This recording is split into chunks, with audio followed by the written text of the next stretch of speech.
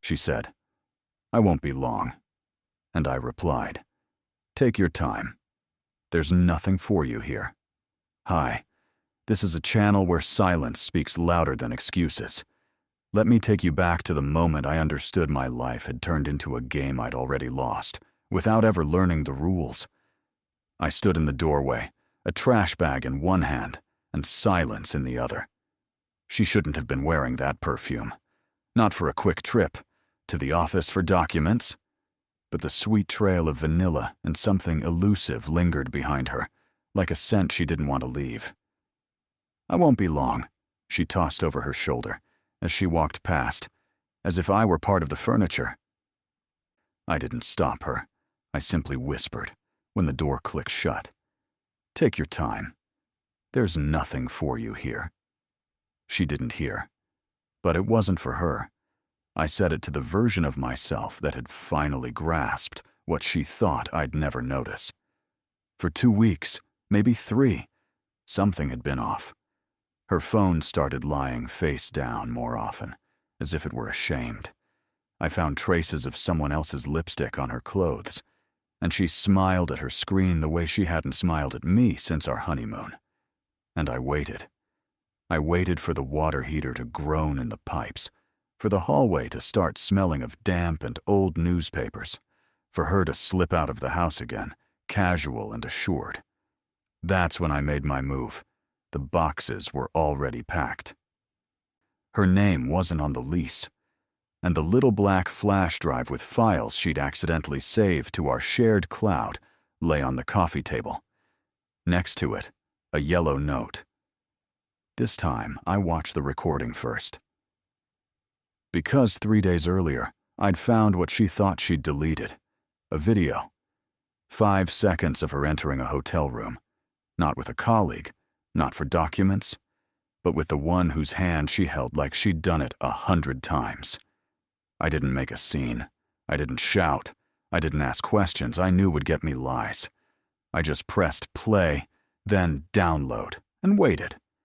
So when she said she wouldn't be long, I didn't argue. Because by the time she got back, there would be nothing to come back to. It's strange how quiet a home can get when you finally allow yourself to leave. No more checking the clock. No more listening for footsteps in the stairwell. No more pretending that the TV's background noise means everything's fine. I sat on the couch, barely breathing, watching the door she'd walked out of an hour ago. She didn't text. I didn't wait. Alina had a habit of disappearing behind yet another lie. I always rushed to understand her without asking extra questions. But that evening, I didn't ask anything for the first time. I prepared. While she was gone, I opened the laptop and copied a folder called Work Receipts onto the flash drive. It was protected by the password she used everywhere. The name of her first dog, Banya. I didn't even have to guess it. I knew her too well. Unfortunately for her, so did he. The messages I found were nauseatingly detailed. He called her my runaway. She called him Commander. They joked about how naive I was. They laughed at the playlist I made for her last New Year's. Even at the way I absent-mindedly said, "Love you." It wasn't just betrayal, it was mockery. I moved through the apartment like a ghost, gathering my last things. A toothbrush, a shoebox under the bed with letters I never sent. My grandfather's watch. She could keep everything else. I wasn't going to waste energy fighting over forks or picture frames. Let her build her new life on the ruins of the one where she buried her secrets. At 11:14 p.m., her car pulled up outside. I didn't panic. I didn't even flinch. I stood in the middle of the living room, overnight bag in hand, flash drive on the table, the front door already unlocked. Alina walked in as if nothing had changed until she saw me standing there, silent, without a smile. "Where are you going?" she asked, keys still in her hand. I looked her in the eyes and said calmly, "I asked you not to rush. There's nothing for you here." She blinked, not understanding the words, but it would dawn on her soon. At first she didn't speak, just froze on the threshold, bag over her shoulder, like nothing had happened. But the silence around us wasn't the one she'd left. It was hollow, ringing, as if the house already knew she didn't belong here. I watched her scan the room, her gaze snagging on the bare walls where our photos had hung, on the suitcase by the door. And then I saw it. A shift. Her face didn't twist in pain. It just flickered for a second, as she understood I wasn't bluffing. "I don't understand. What is this?" Her voice was unnaturally even. I didn't answer. I just took the flash drive and set it in her palm. Time to stop pretending I didn't know. She looked at the drive as if it might burn her fingers. "What is it?" "You know what it is," I said. "The hotel video, the messages. The voice note where you say he made you feel alive again, and with me, you felt dead." Her hand dropped, still clenching the flash drive. "Mark, I can explain everything."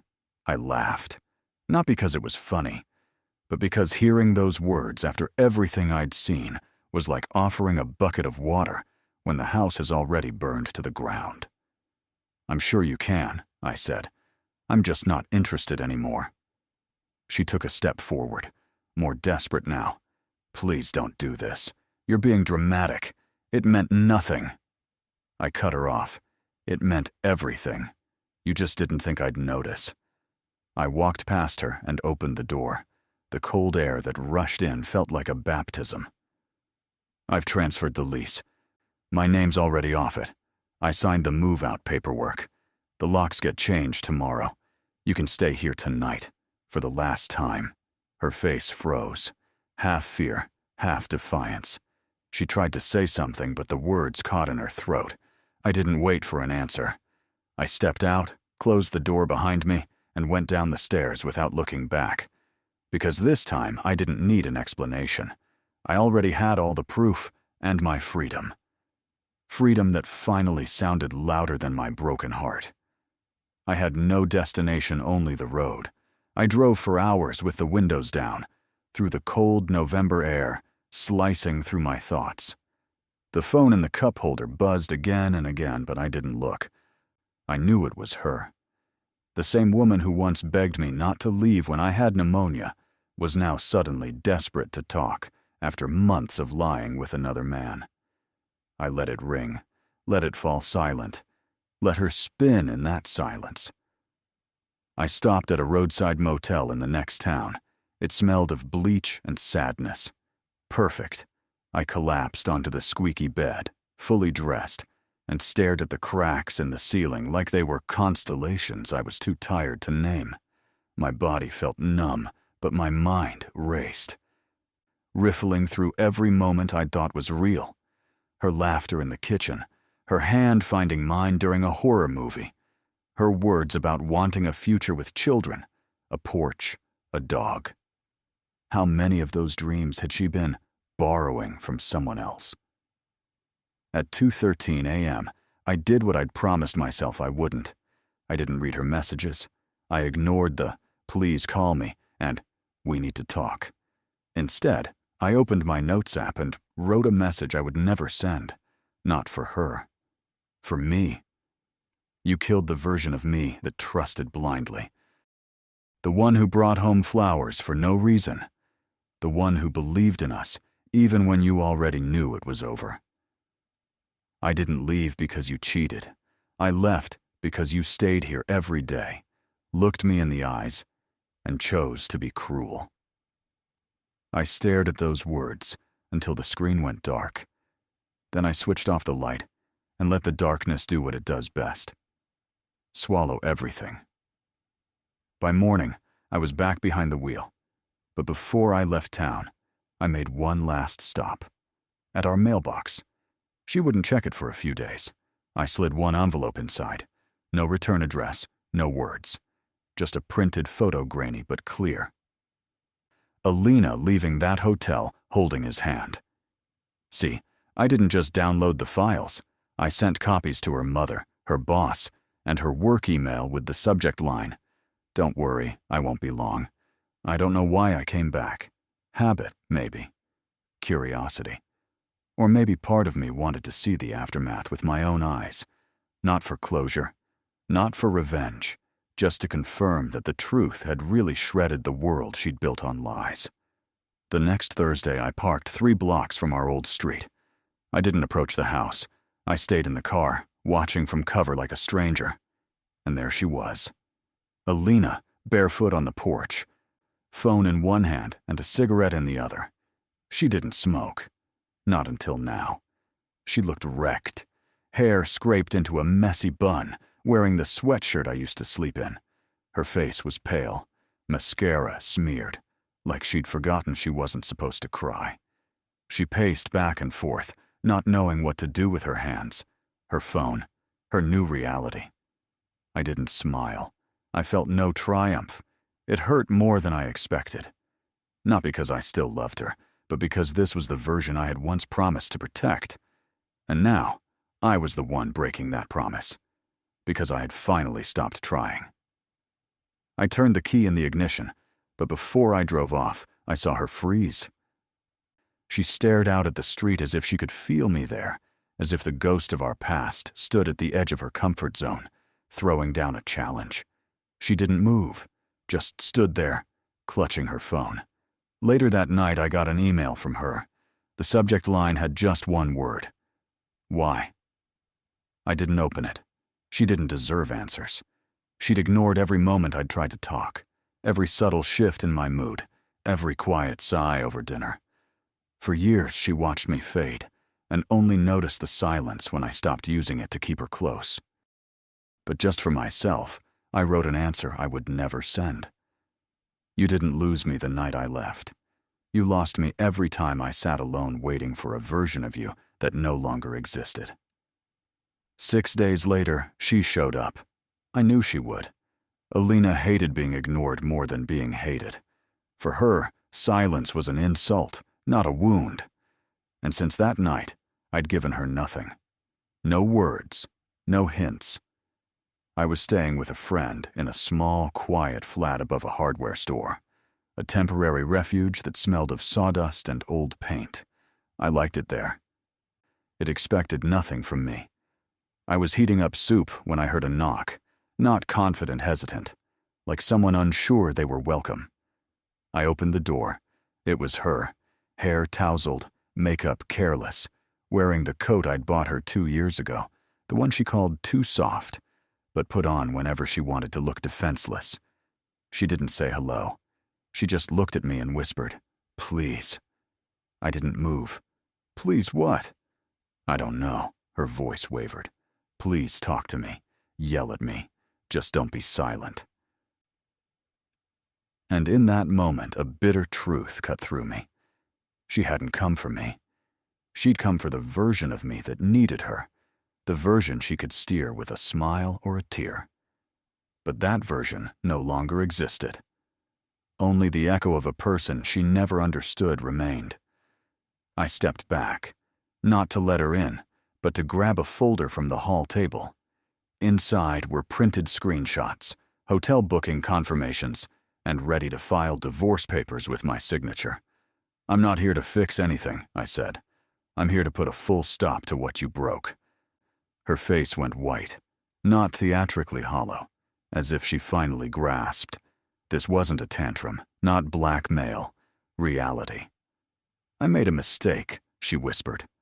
"No," I said. "You made a series of choices. A mistake is spilling coffee. You destroyed what you swore to protect." She didn't cry. Not then. She just took the folder, turned, and left without another word. This time, she didn't promise to come back. And I didn't wait for the door to close behind her. The next morning, I woke before dawn. Not from anxiety, not from worry. I just didn't need as much sleep anymore. The part of me that clung to sleep as an escape was gone. When your world collapses quietly, your body stops demanding rest. You learn to live in the echo. I sat by the window, sipping instant coffee that tasted like punishment, and watched the street come alive below. Runners, dog walkers, early shift workers. None of them knew that somewhere above them, A man had just buried his marriage. There's no manual for that. No Reddit thread long enough to explain what to do when you give someone your whole heart and they leave it lying in a stranger's hotel room. You improvise. You grieve in odd ways. For me, it was sorting files. For 3 hours, I organized documents, photos, bills. I deleted some, renamed others. There was something strangely therapeutic in it, like cleaning the attic of your own emotions. That's when I found it. A voice note from 2 months ago that I'd never played. The transcript was blank, but the timestamp 2:41 a.m. pointed to the night I woke up alone and assumed she was in the bathroom. I hit play. Her voice, soft, tipsy, laughing, but not for me. "Say something," she giggled. Then a man's voice. "You're incredible." Then her again. "He suspects nothing."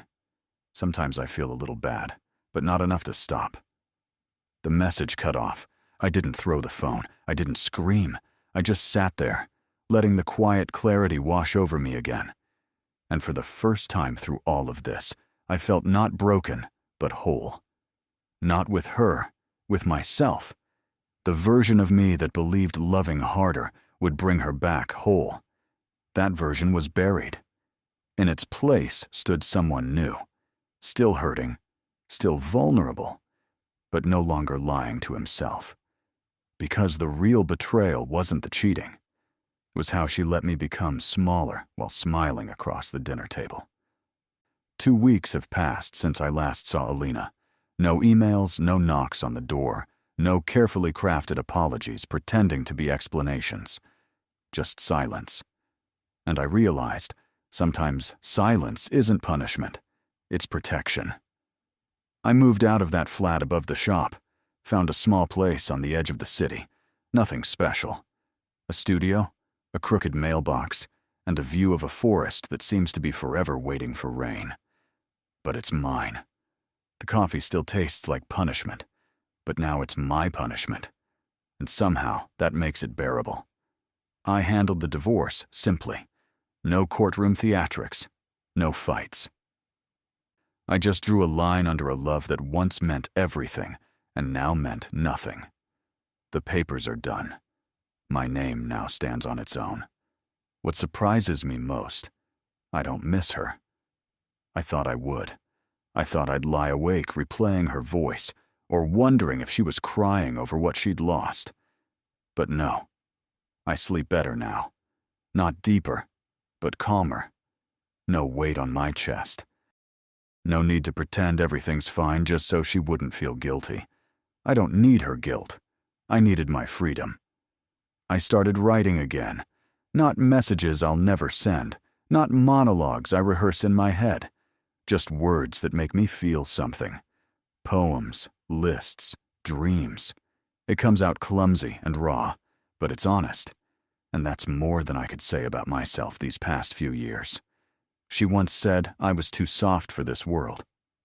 Maybe. But I learned that being soft doesn't mean being weak. It means I held on until it started to destroy me. And when it did, I let go. It was the bravest thing I've ever done.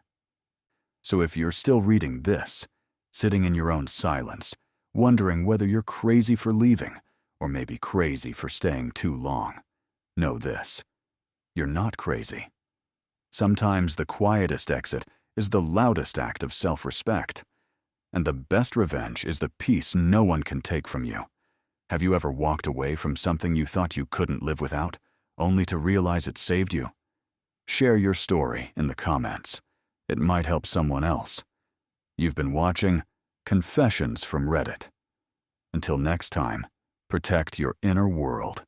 It speaks louder than any apology.